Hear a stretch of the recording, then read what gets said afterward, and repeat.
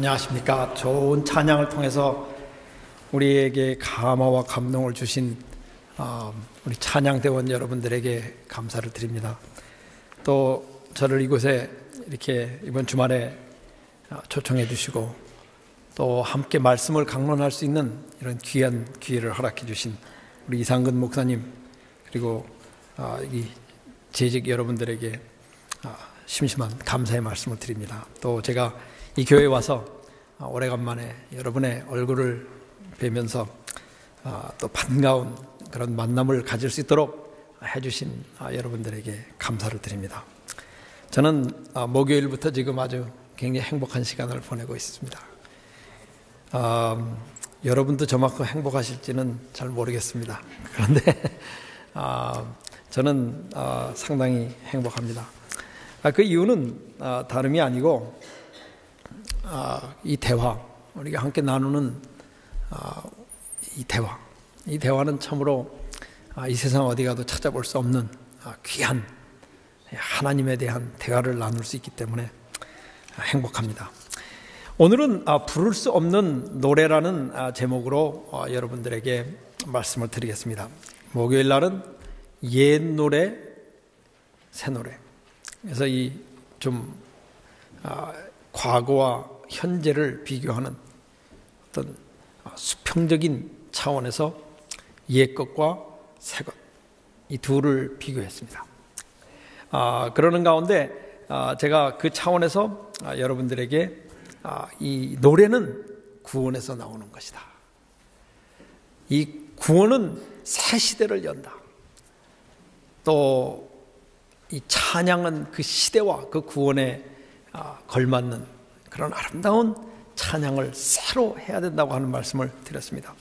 그리고 이 찬양의 골자는 출애굽기 15장 11절을 통해서 누가 주와 같으신 자가 있나이까. 이게 우리의 그 마음에서부터 우러나오는 우리의 찬양의 핵심 그 문서라고 볼 수 있습니다. 모든 찬양에는 이 내용이 적용됩니다. 이 내용이 빠진 찬양은 찬양일 수가 없어요. 과연 여호와 하나님이시여 주와 같으신 자 누구니까. 우리가 이 말씀을, 우리가 이와 같은 이 감사와 또 이 감동의 찬송이 우리 마음속에서 터질 때 우리에게는 행복이 있다고 제가 어저께 말씀을 드렸습니다. 그래서 어저께는 이 수평에서 또 수직으로 우리가 바꿔서 이 위의 것과 아래 것, 하늘의 것과 땅의 것, 그래서 우리가 비교해서 이 가이사의 것과 또 하나님의 것, 우리가 이 둘을 구분할 수 있어야 된다고 하는 것을 제가 어저께 말씀을 드렸습니다. 이 거꾸로 도는 현실, 완전히 상반된 원칙 속에서 돌아가고 있는 이 두 세상을 우리는 동시에 살아나가고 있습니다. 이 가운데서 우리는 한쪽으로 쏠리면 안 됩니다. 이 가운데서 자칫 잘못하면 우리는 마치 가이사의 것이 최고인 것처럼, 과연 가이사와 같은 자 누구니오이까, 이렇게 우리가 잘못된 찬양을 올릴 수 있습니다. 그렇기 때문에 우리 부름받아 남은 무리가 된 우리 백성들은 이 짐승의 표를 받지 않기 위해서 우리가 이 모인 이 남은 무리, 우리들은 우리의 마음속에 항상 하늘과 땅과 바다와 그 가운데 모든 것을 만드신 그 하나님을 경배하는 그 찬양의 노래가 매일 새롭게 있어야 된다고 제가 말씀을 드렸습니다. 오늘은 부를 수 없는 노래. 제가 이 내용을 통해서 여러분들에게 이 부를 수 없는 내용은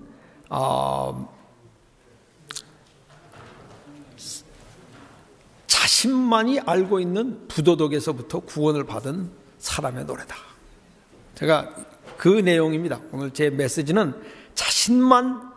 자신만이 알고 있는 부도덕한 생애에서 구원을 받은 사람의 노래다. 그게 부를 수 없는 노래. 아무도 부를 수 없는 노래. 오직 이 부도덕한 생애 속에서, 자신만이 알고 있는 이 부도덕한 생애 속에서 구원을 받은 사람만 부를 수 있는 노래. 과연 이것이 무엇인가? 오늘 여러분들에게 말씀을 드리겠습니다. 우리가 지금 살고 있는 이 시대는 매우 음란하고 부도덕한 시대입니다. 정말 눈을 돌릴 데가 없어. 더 이상 어디를 바라봐야 우리가 이 부도덕과 음란함을 피할 수 있을지 우리는 알 수 없습니다.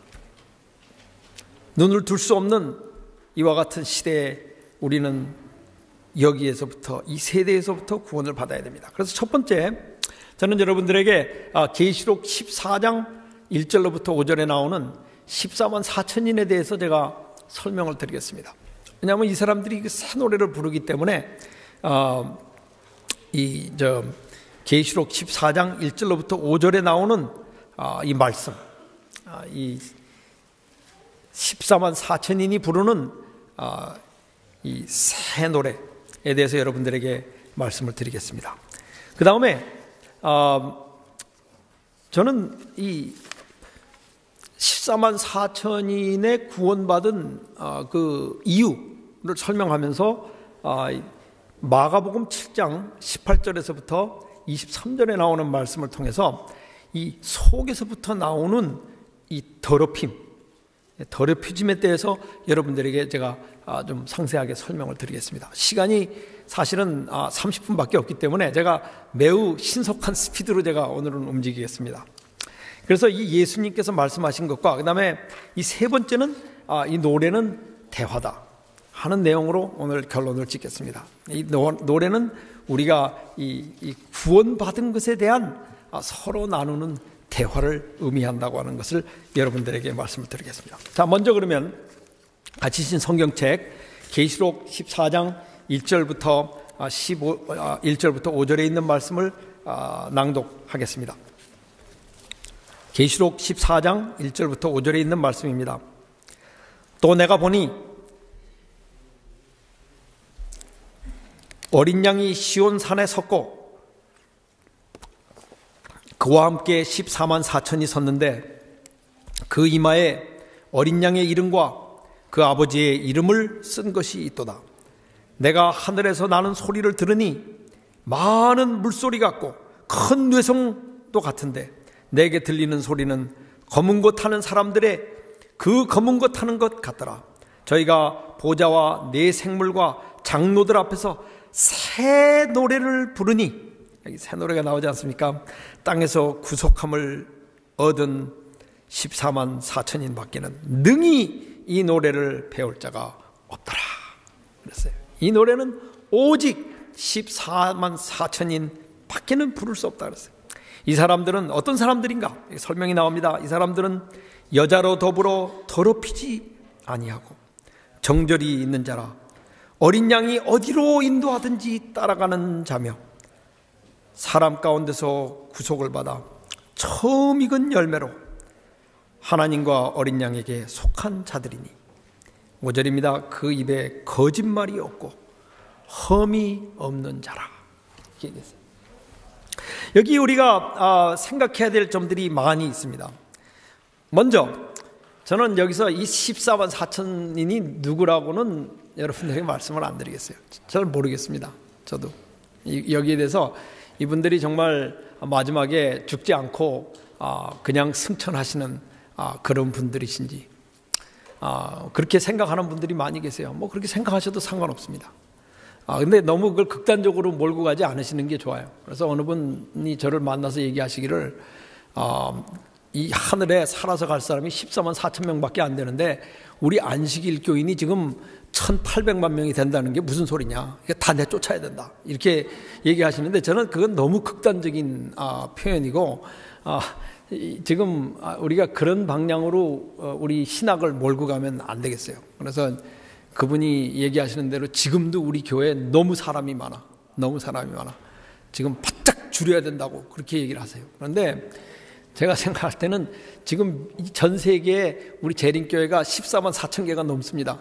한 교회에 한 명씩만 남겨도 사실 14만 4천 명이 넘어. 그러니까 우리가 이거를 좀 잘 생각하고 그 문제를 해야지 무턱대고 그냥 하늘나라에 살아서 가는 사람들이다 이렇게 하기에는 좀 너무 좀 극단적인 면이 없지 않아 있습니다. 화이트분도 잘 모른다 그랬어요. 또 어떤 분들은 이분들은 손 이스라엘 주이시 유대인들이다. 그런데 그것도 사실 굉장히 극단적인 표현이에요. 우리 이방인들은 전혀 포함이 안 된 14만 4천 명. 우리가 그런 어떤 스페큘레이션, 그런 어떤 이론을 여기서 제가 설파하지 않겠습니다. 그러나 여기서 중요한 것은 뭐냐 하면은 이분들이 제가 여러분들에게 말씀드리는 것은 도덕적으로 구속을 받은 사람이라 제가 그것을 여러분들에게 말씀을 드리겠습니다. 왜냐하면은 이분들이 이 노래를 부를 수 있는 이유는 무엇이냐? 여기 보면은 이 4절부터 5절에 나오는 말씀이 저는 그 이유라고 설명을 해요. 여기 첫째로 이 사람들은 여자로 더불어 더럽히지 아니하고, 또 1절에 보면은 그 이마에 어린 양의 이름과 아버지의 이름을 쓴 것이 있다.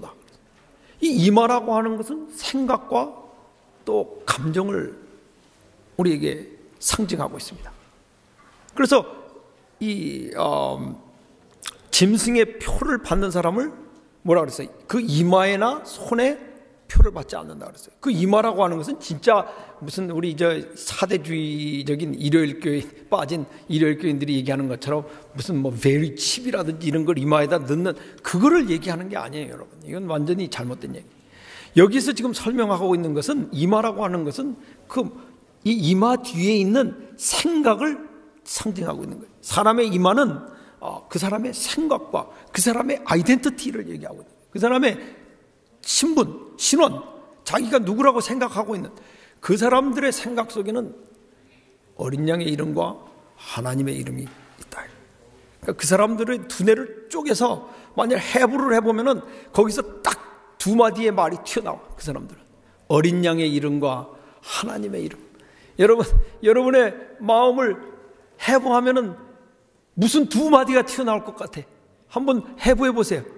한국에 어떤 분이 저 쌀 장사하는 분이 제가 어렸을 때 있었는데 제가 실제로 보진 못했지만 어느 분이 그렇게 얘기하세요. 이분이 막 금요일 해질 때까지 쌀 장사를 하다가 교회를 왔는데 장로님 기도 부탁합니다. 그러니까 나왔는데 기도가 생각이 안 나서 눈 감고 콩팥 그러다가 내려갔다는 얘기를 제가 들었어요. 그 사람 머릿속에는 콩하고 팥 생각밖에는 나는 게 없어. 여러분, 우리 생각에 무슨 생각이 들어있습니까? 이 14만 4천은 그 이마에 어린 양의 이름과 아버지의 이름이 적혀져 있다. 이렇게 말씀을 하셨습니다. 여기에 보면은 이 사람들은 이 여자로 더불어 더럽히지 아니하고, 여기 이 여자와 더불어 더럽히지 않았다고 하는 것은 굉장히 상징적이네요. 음란을 피했다고 하는 뜻을 가지고 있어요. 음란한 생각. 그 다음에 어린 양이 어디를 가든지 따라가는 사람. 어린 양이 어디를 갑니까, 여러분? 어린 양이 어디를 가세요? 어린 양은 세상죄를 지고 가는 어린 양은 십자가를 향해서 가시는 분이, 십자가를 통과해서 하늘을 가시는 분이. 그렇기 때문에 어린 양을 따르는 사람들은 다 어디를 갑니까? 십자가로 가는 사람들이. 십자가를 지고 나를 따르라 그랬어요, 이 어린 양이. 이 베드로가 예수님 따라 났을 때 그냥 백이종군처럼 그저 무조건 뭐 예수님만 따라가면 성공하는 줄 알고 갔다가 결국 예수님을 부인하고 말았어요. 우리가 이 교회 나올 때 어린 양을 따라가야지 우리가 엉뚱한 신앙을 할 수 있습니다. 뭐 예를 들어서 기도해서 뭐 하나님께로 축복받는다든지 뭐 이런 거를 따라가는 사람들은 어떤 어려움에 처할 때 그 신앙을 잃고 마는 것입니다. 입에 거짓이 없는 사람들. 참 저는 이런 사람은 이 세상에 만나보질 못했습니다. 제가 여기서 지금 설교하고 있는 것은 저를 향해서 설교하고 있습니다. 사실 제가 이런 말씀을 드려 죄송합니다마는 우리 인간이 이 세상을 사는데 거짓말은 생존에 있어서 필수 조건입니다. 사실 항상 거짓말을 하고 살아야 돼. 하나에서도 10가지 다 거짓말을 하고 살아야 돼. 제가 아는 분들 이거 죄송합니다. 제가 이런 말씀을 드려서. 제가 아는 여러분들이 예를 들어서 미국에서 이 주는 웰페어가 있어요. 웰페어 소셜 세큐리티 있는데 그 웰페어 받기 위해서 완전히 다 거짓 작성해. 에브리띵 다 거짓 작성. 자기 차도 자기 아들 이름으로 딱 해놓고, 우리 교인이에요. 딱 해놓고 차 없어. 차 없고 집도 자기 아주 좋은 집에 살아. 딱 자기 아들 이름으로 해놓고 자기 거기 살고. 근데 모든 돈 하나도 없어요. 완전 거짓말이. 그래서 제가 그분하고 그랬어요. 얘기를 많이 해봤어요. 아니, 어떻게 이렇게 거짓말로 작성해서 산업연수 하늘나라를 가실 수 있겠습니까? 그러니까 글쎄 말이야, 참 문제야 문제. 그래서 무슨 문제예요? 그랬더니 현실 문제. 먹고 살아야지 어떻게. 맞아요. 먹고 살기 위해서 제가 이 극단적인 예를 들었지만 크고 작은 거짓말을 얼마나 많이 하는지 몰라 우리. 그저 뭐 학생들도 우리 뭐 세미나리엔 그런 학생들이 없습니다만은 다 거짓말이에요. 뭐 왜 늦게 이 숙제를 내느냐 그러면 뭐 아파서 뭐 컴퓨터 고장나서. 왜 꼭 그 제출하기 전날만 컴퓨터가 고장나는지 저는 알 수가 없어요. 근데 항상 프린터가 고장나고 컴퓨터가 크래시하고 다 거짓말인 줄 알면서도 어떻게 합니까? 그냥 받아줘야지 어떻게. 제가 가서 그 집에 뭐 뒤지고 다 검사할 수 있어요? 근데 우리 학생들 중 이 늦는 사람들은 반드시 문제가 있는데 입에 거짓이 없는 사람들, 거짓이 없이 이 세상을 사는 사람들, 흠이 없는 사람. 참 이거 우리에게 주는 14만 4천 사람이 어떤 사람인지는 우리가 누군지를 우리가 꼬집어서 얘기할 수는 없지만 적어도 그 사람들이 어떤 자격을 가지고 있다고 하는 것은 여기 정확하게 나와 있어요. 여러분이나 제가 14만 4천인이 될 수 있을지 없을지는 we don't know. 그러나 한번 시도는 해볼 수 있는 거 아니에요? 거기에 들어가기 위해서 우리가 이런 자격을 한번 갖춰볼 수 있는 거예요. 그래서 이 새 노래라고 하는 것은 뭐냐면 이게 뭐예요? 땅에서 구속함을 얻은 14만 4천이 부르는 노래. 그런데 여기를 자세히 볼 것 같으면은 여기 더럽히지 아니하고 정절이 있는 자라, 여기 보면 거짓말이 없고, 이렇게 보면은 이 사람들은 한 번도 거짓말을 하지 않은 사람들이다. 더럽히지 않은 사람들이다. 이렇게 우리가 이것을 읽을 수도 있습니다. 생전에 태어나서 한 번도 거짓말을 하지 않은 사람, 생전에 한 번도 음란한 생각을 하지 않은 사람. 그러나 이 14만 4천이 그런 분이 아니고, 저는 여러분들에게 이분들은 그런 더러워진 생애를 살고 입에 거짓말이 있고 흠이 있는 사람들이었는데 예수 그리스도 어린 양의 은혜로 말미암아 거기에서부터 구속을 받은 사람이라고 저는 생각해요. 왜냐하면 계시록 7장을 보시면은, 계시록 7장 이 14절을 보시기 바랍니다. 14절. 계시록 7장 14절입니다. 이 7장 14절에 보면 14만 4천에 대한 설명이 다시 한번 나오는데, 여기에 보면은 이분들이 분명히 어린 양의 피로 말미암아 구속을 받았다고 돼 있어요. 여기 보면은 내가 가로되, 이 14만 4천에 대한 얘기입니다. 이 사람들이 누구냐? 이 흰옷 입은 자들이 누구며 또 어디서 왔느냐? 이렇게 물으니까 여기 뭐라고 돼 있어요? 천사가 나더러 이르되 이는 큰 환난에서 나오는 자들인데 어린 양의 피에 그의 옷을 씻어 희게 하였느니라. 이렇게 돼 있어요. 근데 우리 한국말에는, 제가 여기 신학도들이 많이 계시기 때문에 여러분들 좀 여러분들의 인내를 제가 구하면서 여기 제가 설명을 드리겠어요. 여기 여러분들이 지금 신학교에서 헬라어를 배우셨기 때문에 제가 이 엉뚱한 얘기 하지 않는다는 것을 증명하기 위해서 제가 잠깐 아주 난해주로 설명을 하겠는데, 14장을 여기 헬라어로 보시면은, 지금 가지신 이 셀폰이나 뭐 스마트폰으로 이 헬라어를 보시면은, 여기 보면은 이 말이 이 큰 환난에서 나오는 자들인데 어린 양의 피에 그 옷을 씻어 희게 하였느니라가 어떻게 되어 있느냐 하면, 그 중간에 그 대가 카이로 되어 있어요. 카이는 end예요.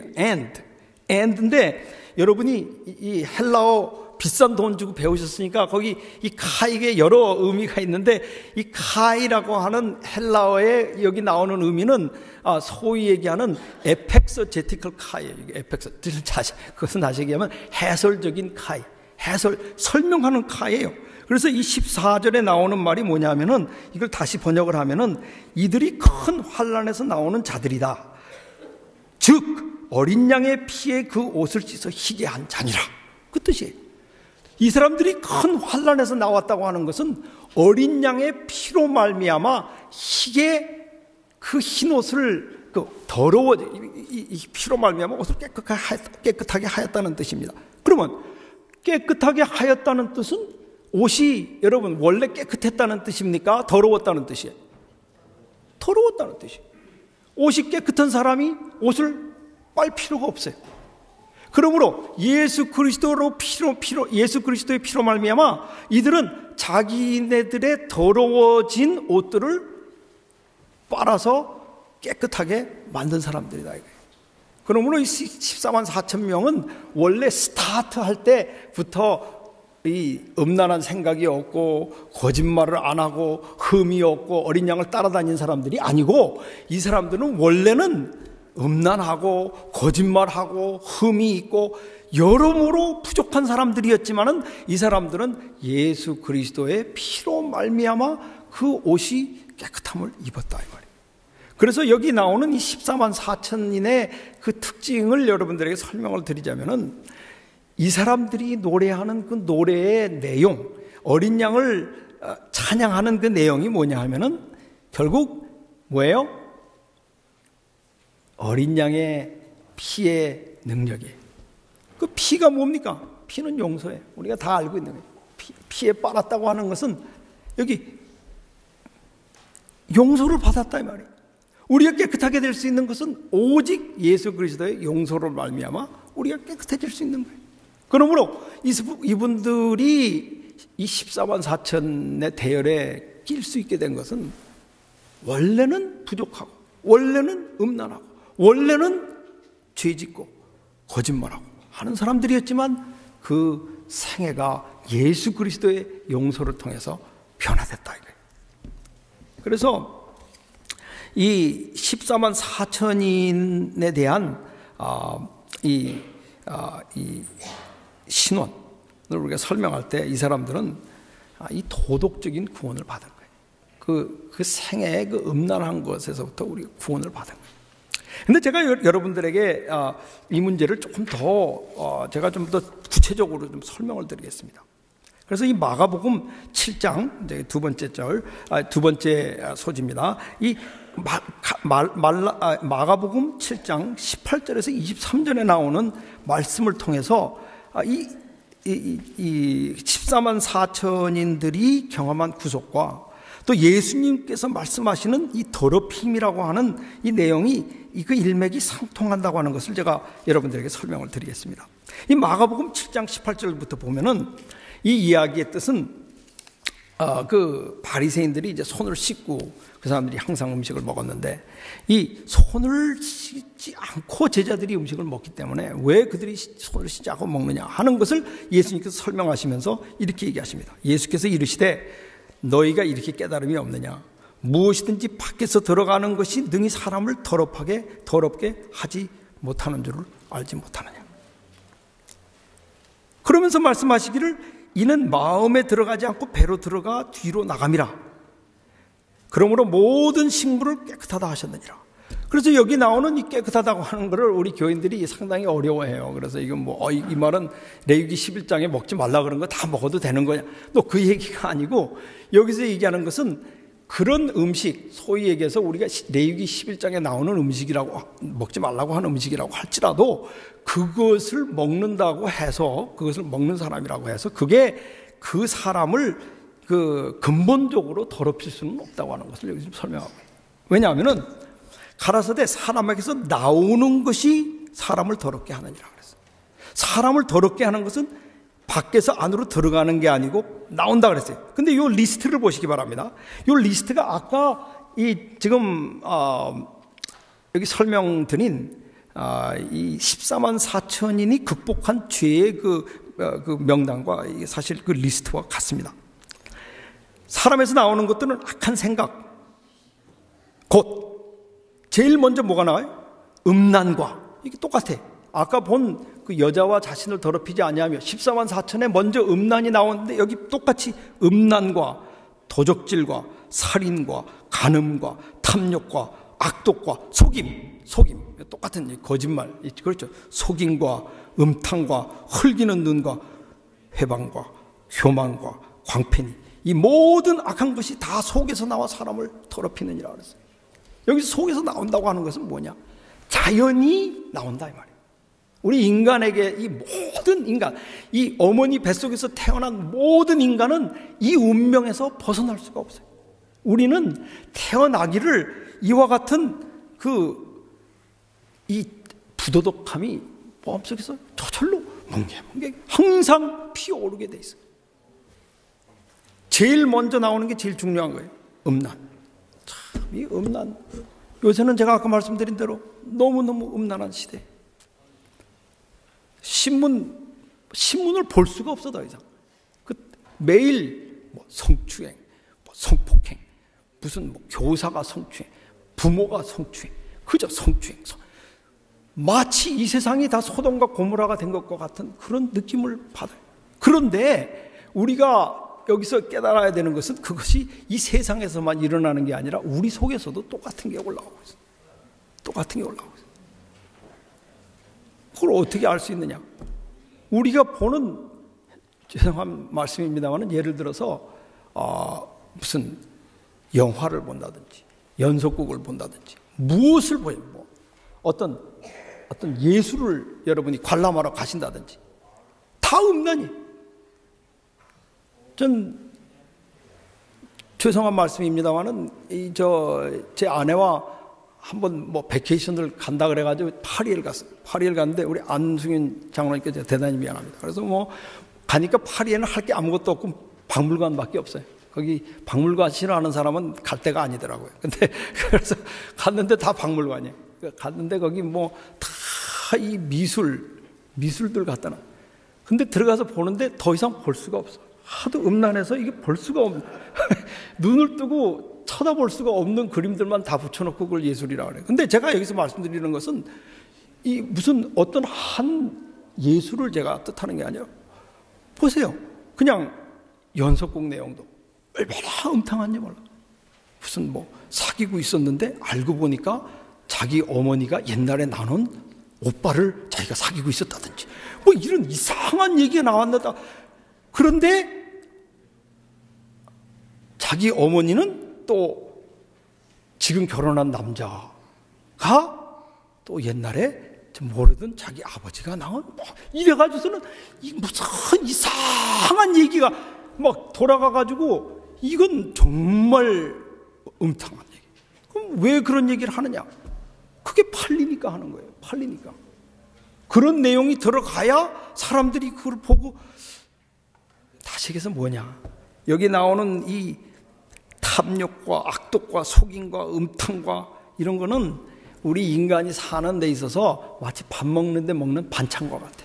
그게 있어야 밥이 넘어가게 돼. 그걸 조금씩 양념으로 쳐야 이 모든 게 다 재밌고, 다 대화도 아주 재밌어지고, 이 드라마도 재밌어지고, 이 예술도 흥미로워지고, 다 그렇게 돌아가게 돼 있어. 그래서 우리 인간의 마음속에서는 이게 계속 올라와요. 그래서 이건 마치 우리가 이것을 극복한다고 하는 것은 풍선 효과를 내고 있어요. 한쪽을 누르면 한쪽이 삐져나오듯이 음란을 컨트롤하면은 또 이쪽에서는 눈 흘기는 게 또 튀어나와. 눈 흘기는 거 튀어나오면 또 속이는 게 튀어나와. 이게 어떻게 컨트롤을 할 수가 없어. 우리가 이것을 제어하려고 아무리 해봐도 이거 막으면은 이게 튀어나오고, 이거 잡으면 이게 튀어나오고. 마치 뭐나 마찬가지냐면 이 아이시스나 같아요. 이 속에서 나오는 게. 우리 이 바깥에서도 아이시스 여기 잡으면 여기서 폭탄 터뜨리고, 이제는 인터넷을 통해서 또 자폭. 이게 어떻게 컨트롤할 수가 없어요. 우리 인간의 힘으로. There's impossible. 그렇기 때문에 제가 여기 말씀드리는 것이 뭐냐면은, 우리가 우리 속에서부터 올라오는 이 모든 부도덕함은 여러분 우리 인간의 힘으로 극복하기에는, 제가 여기서 말씀을 드리겠습니다. 불가능해. 이 설교를 들으셔도 불가능하고, 이 설교를 하는 사람도 불가능하고, It's impossible. Impossible. 안 돼. 오직 어린 양의 피로 말미암아 이것은 가능한 거예요. 그 나의 부도덕에서 나를 구원해 주실 수 있는 그 피의 능력을 경험한 사람이 부르는 노래가 14만 4천의 새 노래예요. 우리가 거기서 구원을 받아야 돼요. 지금 우리 교회 안에 여러분 아셔야 될 사실은 우리가 이 교회에 나와서 하나님을 믿어서 이 세상보다 더 우리가 도덕적으로 사느냐 하면 그렇지 않아요. 지금 대청에서 나온 통계에 보면은 우리 교회 안에 있는 이혼 수도 이 세상에 있는 숫자와 같아요. 자살률도 거의 같아요. 정신병률도 거의, 우울증도 거의 같고 다 같아요. 아동 학대도 거의 같고 다 같아요. 얼마나 슬픈지 몰라요. 죄송한 말씀입니다만 이 목사님들 틈에서도 다 같아요. 통계가 거의 같은 숫자가 나와요. 이것은 무엇을 의미하느냐? 우리가 이 교회에 나오는 의미가 없다고 하는 것을 뜻하고 있어요. 왜? 피로 말미암아서 우리가 깨끗해질 수 있는데 우리가 깨끗해지지 않고 있어. 제가 죄송한 우리끼리의 얘기니까 제가 여러분들에게 말씀드리겠습니다. 제가 가는 교회마다 다 난리. 왜? 헐기는 눈과 회방과 교만과 광패, 탐욕, 여러분 속임. 이게 지금 우리의 현주소가 아니겠습니까? 회개해야 돼요, 여러분. 이것은 우리의 힘으로 극복할 수 없습니다. 이것은 오직 예수 그리스도의 피로 말미암아. 참 여러분 내가 이런 극한 예를 들어 죄송합니다만은 이 세상에 청결함을 정말 외치는 정치가들도 다 뒤져보면은 다 부정부패했어. 다 속이고, 다 탐욕하고, 다 갖다 자기 주머니에 집어넣고. 그 어떤 분들은 그래서 그냥 뛰어내려서 자살한 분들도 있어요. 이게 얼마나 슬픈 사실인지 몰라요. We humans simply fail. 우리 인간은 실패합니다. 우리가 여러분 학교 다니고 돈 벌고 우리가 교회 나오고 해서 이것을 해결할 수 없어요. 오직 어린 양의 피로 말미암아 우리는 용서하시는 그 능력을 우리가 추구해야 돼요.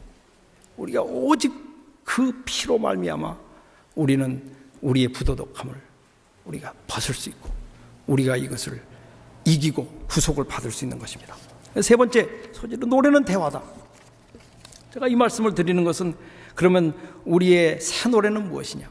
새 노래라고 하는 것은 우리가 구원을 받은 그 경험, 그 어린 양의 피의 위력, 그 어린 양의 피의 영광, 그 피의 능력, 그 피에 행하시는 기이한 일을 찬양하는 거예요.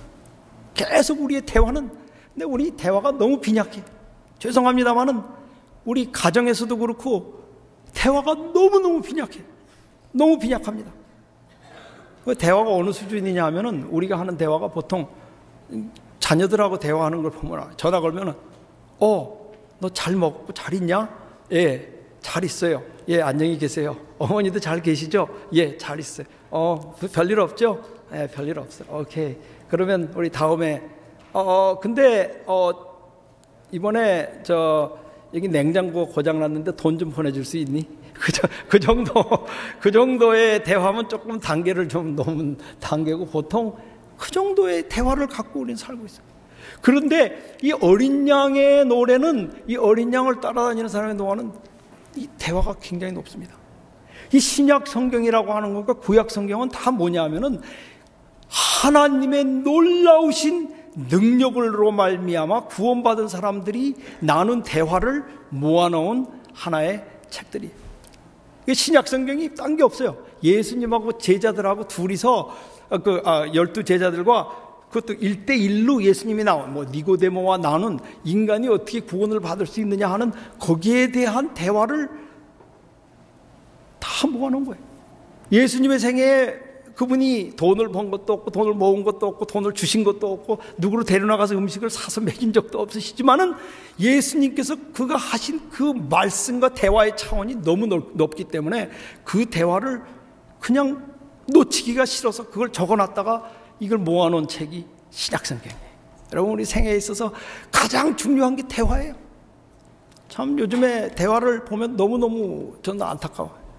많은 사람들이 그냥, 제가 어저께도 말씀드렸습니다만은 우리가 결혼할 때 요즘 다 연애 결혼 보통 하는데, 뭐 여기 중매 결혼하신 분들 뭐 중매로 선을 받긴 했지만 연애를 하셨겠죠. 근데 연애 결혼을 다 했는데 결혼하는 목적이 뭐예요? 자기가 좋아하는 사람을 결혼하는 목적이 뭐예요? 일생 그 사람하고 같이 앉아서 서로 얼굴 보면서 얘기하려고 결혼했어요. 그럼 그거 하려면 뭐가 있어야 돼? 소파가 있어야 돼. 그렇죠? 소파가 있으면 또 뭐가 있어야 돼? 앞에 놓은 탁자가 있어야 돼. 그 앞에 놓은 탁자가 있으려면 뭐가 있어야 돼? 그걸 놀 만한 방이 있어야 돼. 그 방이 있으려면 집이 있어야 돼. 집이 있으려면 집 페이멘트를 해야 돼. 집 페이멘트를 하려면 일을 해야 돼. 그래서 일을 하다가 보면은 대화는 안 하고 소파만 갖다 놓고 빈 소파만 넌떡 앉아있고 너무 피곤해서 갔다 오면 대화 끝.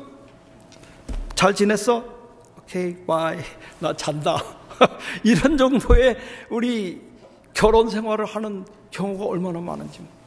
자녀들도 마찬가지. 우리 자녀들 왜 낳았어요? 너무너무 둘이서 사랑해가지고 그냥 딱 결합을 했더니 애가 튀어나온 거예요. 그렇죠? 그 결합으로 말미암아 아이들이 튀어나온 거예요. 그래서 사랑의 소치 아닙니까? 사랑의 소치로 튀어나왔는데 이 자녀들을 데리고 우리가 어떻게 해야 돼? 사랑의 대화를 나누고 그래야 되는데 자녀들하고도 대화를 나눌 시간이 없어. 왜? 걔네들 학교 보내려면 일을 해야 돼. 일을 하기 위해서는 하루 종일 나가서 오버타임해. 오버타임 하다 보면 시간이 없어. 시간이 없으면 애들은 애들대로 놀아. 결국에 있어서 대화가 없어요. 대화가 없어. 그런데 우리가 이 예수 그리스도로 말미암아 이 새 노래를 부르는 것은 하늘에 가서 부르는 게 아니라 지금 현재 우리가 대화로 우리가 나눠야 돼. 그런데 제가 이 몇 가지 예만 드리겠습니다. 여기 성경에 나오는 그 예를 보면은 이 아브라함과 베드로와 바울의 얘기를 제가 여러분들이 드리겠는데, 이 셋이 다 하나님을 만난 곳, 그들의 구속과 구원을 경험한 곳은 깨끗한 사람으로서 올바른 생활을 하다가 만난 것이 아니고 죄를 짓는 그 과정에서 하나님을 만났어요. 그래서 이 아브라함은 하나님과 동행하게 된 이유가 자기 아내의 불임증 때문에, 애를 못 낳는 것 때문에 기도를 하다가 그만 하나님을 만나고 말았어요. 기도를 하다가 어떻게 됐어요? 기다리다 결국 우리의 믿음의 노덕이신 아브라함도 할 수 없이 하갈을 맞이해서 자기의 세컨드 와이프로 얻고 이스마엘을 낳고 하나님의 뜻을 범한 상태에서 그가 하나님을 발견했어요. 10장에 보면 그가 언약을 받은 것은 이스마엘을 낳고 그가 할례의 언약을 받게 되었어요. 여기 나오는 베드로는 어때? 베드로는 어디서 예수님을 만났습니까? 그는 그 대제사장의 뜰 안에서 모닥불 옆에서 예수님을 부인하고 있는 그 와중에 쳐다보니까 예수님의 얼굴을 보게 됐어요. 예수님의 얼굴을 딱, 그 순간이 그의 생애를 변화해요. 예수님이 어떤 눈으로 베드로를 쳐다보셨겠어요? 거기 보면은 헬라어에 보면 프로스플레폰이라고 해요. 프로스플레포라고 하는 것은 그냥 쳐다본 게 아니에요. 불쌍하게, 정겹게, 용서하는 눈으로 쳐다보신 거예요. 예수님이 베드로를 보실 때 I understand. 베드로가 그 용서를 받으면서 마음이 무너졌어. 그가 거기에서 그는 그의 부도덕함을 극복했어요. 사도 바울은 어때? 사도 바울은 다메섹으로 가는 길에 교회를 핍박하고 스데반을 죽이고, 그는 완전한 범죄, 살인을 한 거죠. 스데반을 죽였어요. 무고한 스데반을 죽이고, 또 사람을 죽이기 위해서 다메섹으로 가고 있는 그 도중에 그는 예수님을 만났어요. 예수님을 만났는데 예수님이 그를 쳐다보시는 그 눈이, 너 이놈, 너 무슨 짓 하는 거야? 아니에요. 너 사는 거 힘들지 않니? 너 그렇게 사는 거 힘들지 않니? It's hard to kick against the goat. 이게 뿌리 차면서 사는 게 얼마나 힘드냐.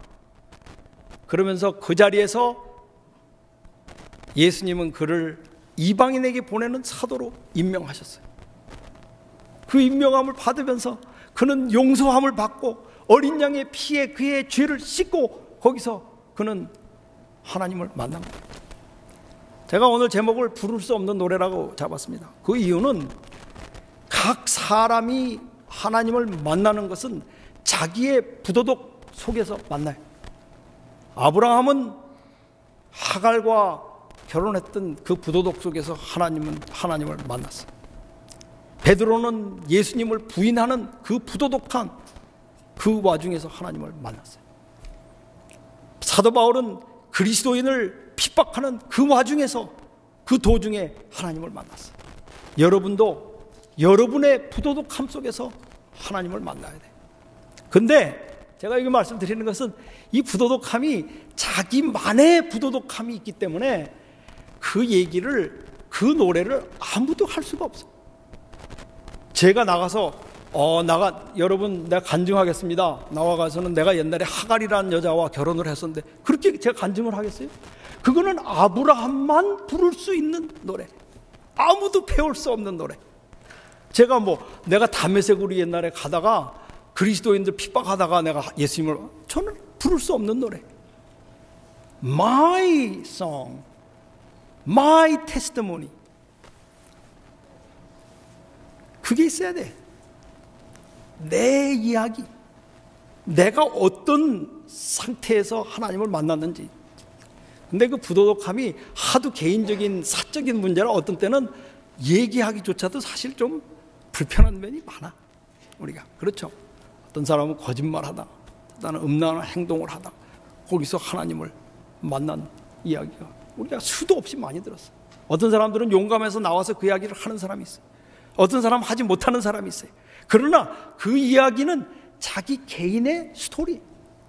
그래서 이런 이야기들을 서로 나누는 것이 바로 뭐냐면 새 노래의 잔치예요. 이게 새 노래의 잔치. 우리는 우리 개인만이 가질 수 있는 이 예수님의 피의 경험이 있어야 돼요. 근데 많이들 잘못 생각해서 어떤 생각을 하고 사느냐 하면 하나님께서는 어떤 그 영어로 얘기하면 one size fits all, 한 사이즈를 가지고 모든 사람이 입을 수 있는 어떤 그 모든 사람에게 해당되는 한 가지의 구원을 모든 사람에게 다 주신다, 이렇게 생각하는 적이 있어요. 그래서 그냥 무조건 내가 죄지면은 예수 그리스도께 십자가에 돌아가셨으니까 내가 예수님을 믿으면 나는 칭의를 받고 그다음에 성화를 한다, 이렇게 보편적으로 생각해가지고 그냥 다 똑같은 방법으로 여러분, 그런 구원은 무의미한 구원이에요. 요즘 세상에서 여러분 그런 얘기 듣고 나가서 예수님 믿으시면 구원받습니다, 이렇게 얘기해가지고 전도가 안 돼. You have to have your story. 여러분의 그 극히 유니크한, 아주 독특하고 고유한 여러분의 그 이야기가 있어야 돼. 간증이 있어야 돼. 나는 이런 상태에서 예수님을 만났다. 그게 여러분의 새 노래인 것입니다. 그런데 제가 이 이야기를 이렇게 제가 강력하게 드리는 이유는 뭐냐면 우리가 다시 돌아가서 이제 마칠 시간이 다 됐습니다. 요즘에는 제가 이 이야기를 여러분과 나누면서 제가 이 시간을 달려서라는 유행가 가사를 여러분들에게 드리면서 제가 가마를 많이 깨트린 것 같은데, 여기 보면 제가 어저께 거기 참 요즘 세대에 대해서 만나지 못해 맴돌고 있어. 이게 우리 생활이 아닌가 저는 생각해요. 만남이 없어서 맴돌고 있는 사회. 요즘에 이 SNS에 들어가시면은 트위터, 또 페이스북, 인스타그램 이런 여러 가지 사이트들이 있습니다. 근데 재밌는 사이트가 하나 있어요. 페리스콥이라고 하는 사이트가 있는데 혹시 들어가 보신지 모르겠어요. 페리스콥이라고 하는 사이트가 있는데 그건 뭐냐면 트위터에서 운영하는 건데 다들 자기가 그냥 자기 자신을 카메라로 찍어요. 찍으면은 그게 동시에 그냥 올라가. 쫙 올라갑니다. 그러면은 이 세계에서 각 사람들이 다 올리는 게 동시에 그냥 다 이렇게 나와요. 막 페루에서, 멕시코에서, 한국에서, 일본에서 하는 게 여기 딱 비디오로 그냥 짜자자자 4개, 5개가 막 동시에 나와. 그러면 내가 그 사람하고 얘기하고 싶으면 What are you doing? 그러면 그 사람이 또 거기서 대화해주고 그래. 그래가지고 지금 이거 무엇을 뜻하고 있느냐? 이 온 지구에 살고 있는 사람들이 서로 만나기 위해서 막 손을 뻗치고 있는 거예요. 지금 이게 우리 사회입니다. 만남이 없어요. 여러분 우리 교회에 제가 여러분들이 마지막으로 제가 호소하고 싶은 게 그거예요. 우리 교회에 우리가 와서 앉아있지만 그냥 어깨와 어깨로 딱 만나고 그 다음에 끝나고 파들락 팍 먹고 팍 하고 여러분 이렇게 해가지고 우리 신앙이 발전할 수 없어요. 우리 가정도 마찬가지고 여러분 우리 안식일을 왜 지킵니까? 우리 남은 무리의 안식일 이날은 대화의 날 우리가 경험한 새 노래 우리가 구원받은 이 어린 양의 피의 힘 우리가 이것을 나누는 날인 것입니다. 우리 전 세계는 지금 외로움 속에서 허덕이고 있습니다. 우리 한국에 자살하는 사람의 숫자가 지금 1년에 15,000명을 넘고 있습니다.